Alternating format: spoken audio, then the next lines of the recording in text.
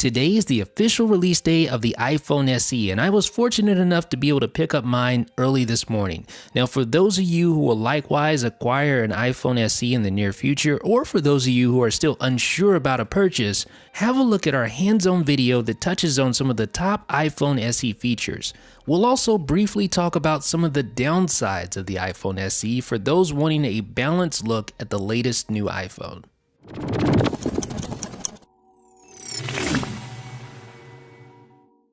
Top 15 iPhone SE features.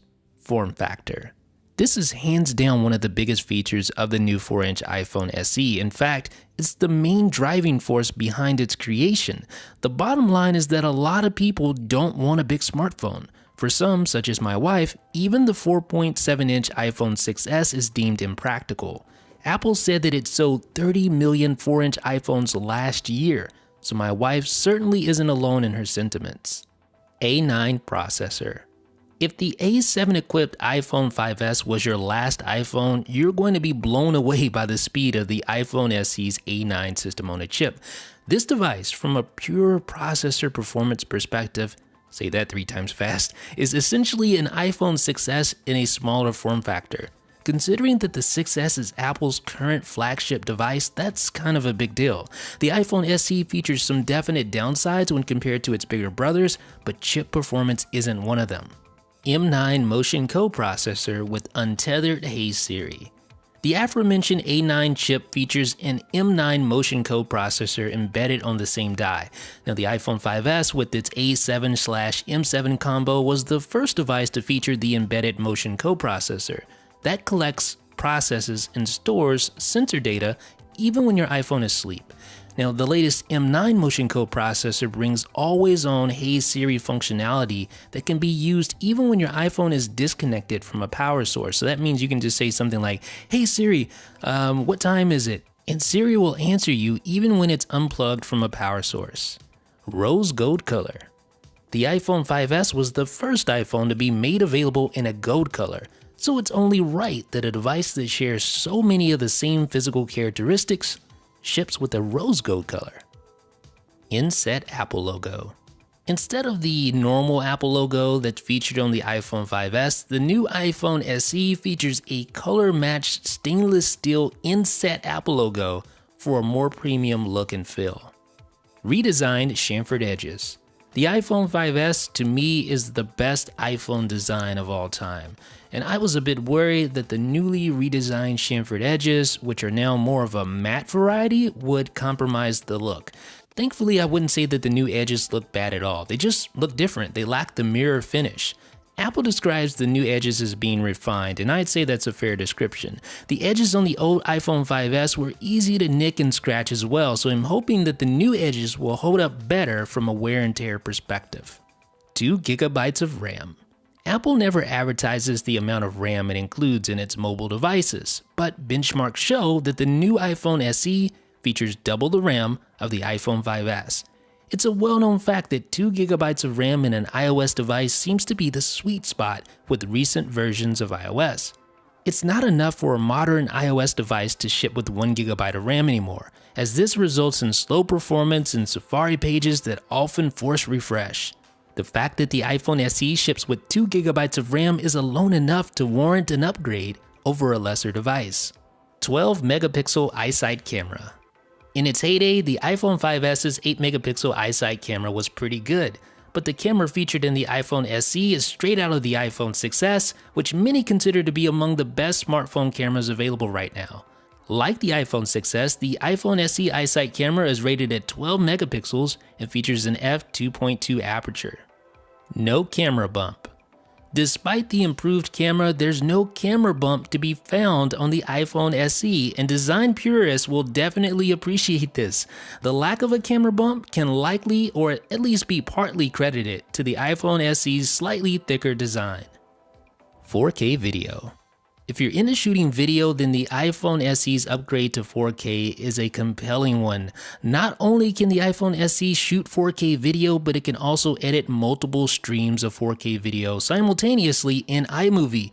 And even if you don't own a 4K monitor or television, the benefits of shooting in such high resolution are multifaceted. For example, you can insert artificial pans and zooms in your 4K video while you're editing and still maintain enough resolution for 1080p output. That is really cool. 240 frames per second slow-mo. Again, if video is your thing, then upgrading to an iPhone SE makes sense. Like the iPhone 6s, the SE can shoot super smooth slow motion video at 240 frames per second at 720p and regular 120 frames per second slow motion at 1080p. The iPhone 5s was only capable of shooting 120 frames per second slow motion video at 720p. Retina Flash. A feature that first appeared on the iPhone 6s, Retina Flash provides flash illumination for the front-facing FaceTime camera. Retina Flash uses your iPhone's display and a custom display chip that allows the screen to flash 3 times brighter than it normally does. The tech uses a pre-flash to measure current lighting conditions, followed by a true tone flash to match ambient light for a better looking shot. Now, unfortunately, as we'll discuss a bit later, your selfies aren't going to look as good as they do on an iPhone 6s because the iPhone SE features the same front-facing FaceTime camera specs as the nearly 3-year-old iPhone 5s. Live photos. The iPhone 5s already allows users to view live photos, but with the iPhone SE, you can both view and create live photos. The live photos feature first debuted with the iPhone 6s, and it lets you capture movement and sound just before and right after a photo is taken. The result is a photo that comes to life with a long press on the screen while viewing the photo, and live photos briefly animate as you swipe through your photo library. Apple Pay. The iPhone 5s shipped before Apple Pay was a thing, so the only way to use Apple Pay on an older iPhone like the 5s is when it's paired with an Apple Watch. With the iPhone SE, Apple Pay can be used natively on device. Faster network speed. The iPhone SE is hands down faster when it comes to both Wi-Fi and cellular coverage when compared to the iPhone 5s. The SE supports 802.11ac for Wi-Fi and features 19 LTE bands with a maximum speed of up to 150 megabits per second. The SE also sports the latest in Bluetooth version 4.2. True, your theoretical speeds won't be as fast as they are on the iPhone 6s, but it's still an upgrade over the iPhone 5s. Better battery life for internet usage and video playback. The display is usually the most power-hungry component on a smartphone or tablet, and the iPhone SE is no different. But thanks to the device's diminutive screen, it can still hang with and at times surpass the bigger iPhone models, even though those models have more space for batteries. The iPhone SE gets 13 hours of video playback and 13 hours of internet use on both LTE and Wi-Fi.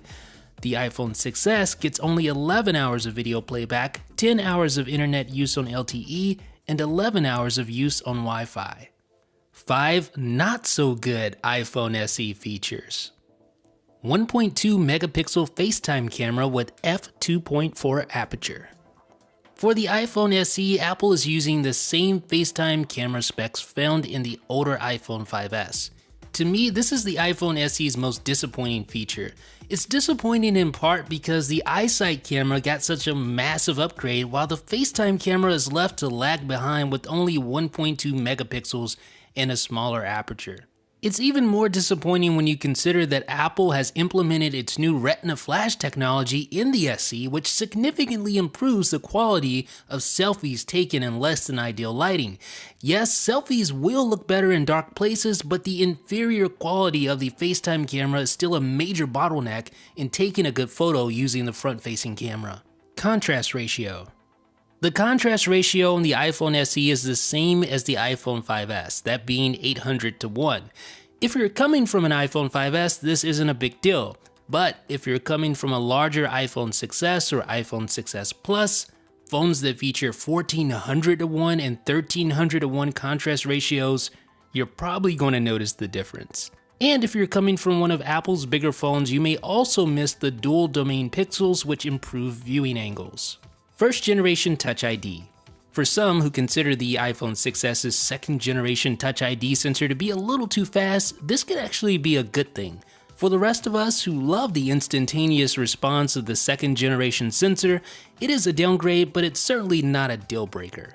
No 3D Touch. 3D Touch, the flagship feature of the iPhone 6s, is nowhere to be found on the iPhone SE. That's because the iPhone SE is using the same display tech as the original iPhone 5s. Although I do use 3D Touch on my 6s, not having it isn't something that automatically disqualifies a purchase of the iPhone SE in my eyes. Now, of course, I'd be happy if 3D Touch was included with the SE, but like the second gen Touch ID sensor, it's not a make or break feature. Smaller screen. As someone upgrading from an iPhone 5s, this isn't a big deal at all since the screen size is exactly the same. But maybe you're thinking of upgrading from an iPhone 6 or are considering transitioning over from an iPhone 6s to an iPhone SE. The form factor may be more ideal, but the amount of screen real estate you lose is beyond noticeable. You're giving up a lot of space by switching from a larger phone to the smaller 4-inch iPhone SE. Now, although that's definitely doable, it's going to take you some time to get used to that smaller screen area. Conclusion. If you're an iPhone 5s owner who's been holding out for an iPhone with a similar form factor, then this is the iPhone you've been waiting for. Outside of a few areas, this isn't last year's tech jammed into an iPhone 5s body. No, this is almost like taking an iPhone 6s, Apple's latest and greatest iPhone, and stuffing it into the body of a refined iPhone 5s. Yes, there are a few disappointments to be found, headlined by the lack of an improved FaceTime camera, but for an entry-level price of $399 for the 16GB model, it's hard to find fault. The iPhone SE is hands down the best 4-inch smartphone ever, and in many ways, it can go toe-to-toe with Apple's much pricier flagship offerings. Let me know what you guys think down below in the comment section. This is Jeff with 9to5Mac.